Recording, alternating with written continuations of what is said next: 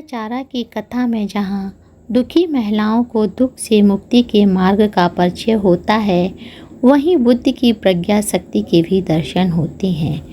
विपत्ति की मारी पटाचारा ने तथागत की शरण में जाकर संगीनायका और विनयधरा का श्रेष्ठ पद प्राप्त किया तथा अपने समान 500 दुखियारी नारियों को दुख मुक्ति किया। हालांकि बौद्ध साहित्य में पटाचारा के पूर्व नाम की जानकारी नहीं मिलती है, लेकिन भिक्षुणी होने पर भिक्षुणी पटाचारा नाम से प्रसिद्ध हुई। वह श्रावस्ती के एक धनी सेठ की पुत्री थी। तरुणी होते ही उसके माता पिता ने एक धनी सजातीय पुत्र के साथ उसका विवाह करना चाहा, किंतु वह अपने सेवक से प्रेम करती थी।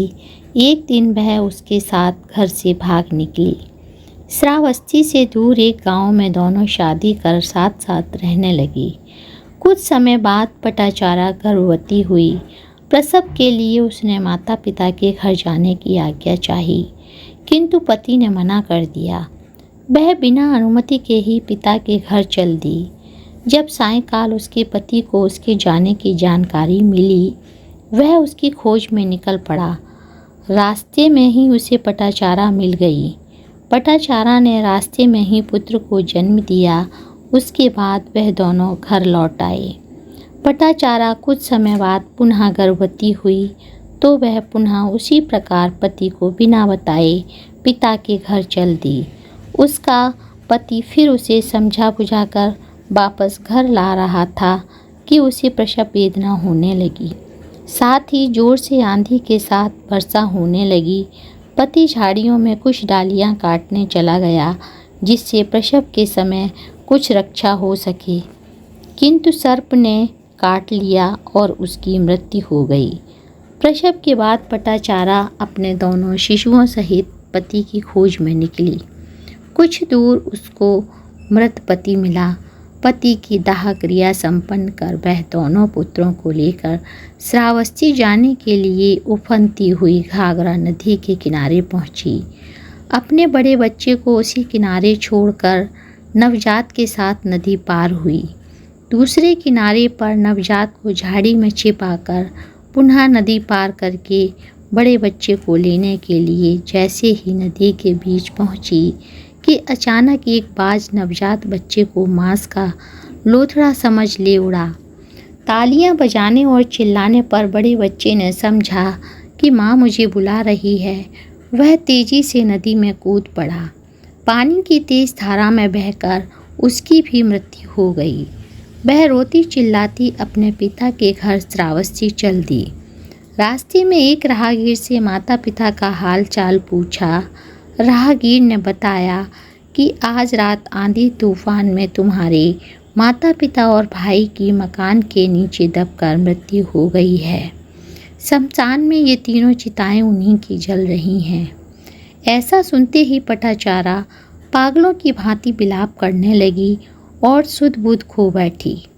श्रावस्ती नगर में वह अचेतन अवस्था में घूम घूम कर चिल्लाती फिरती कि दोनों पुत्र मर गए, पति मर गया, माता पिता और भाई एक साथ ही चिता में जलाए गए।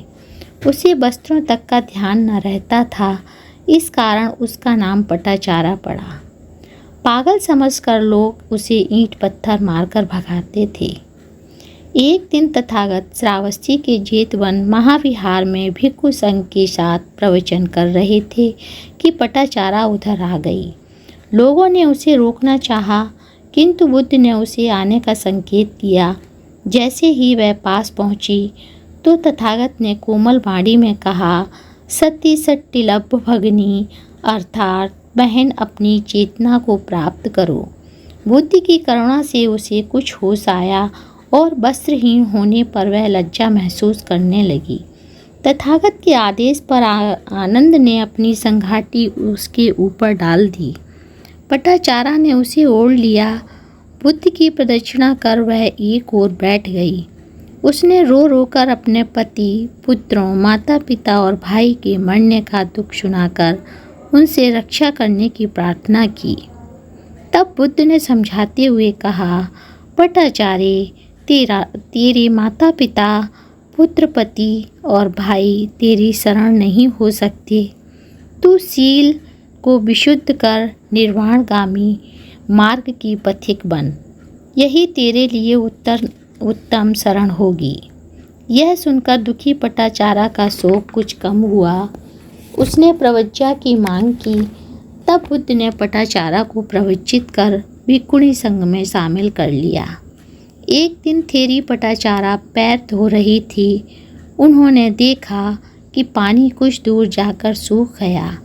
पुनः पानी डाला, वह भी कुछ दूर जाकर सूख गया। तब पटाचारा ने सोचा कि जीवन भी इसी तरह अनित्य है। अन्यत्र पटाचारा ने कहा है कि दीपक के सामने बैठकर मैंने अपने चित्त को समाधि में लगाया।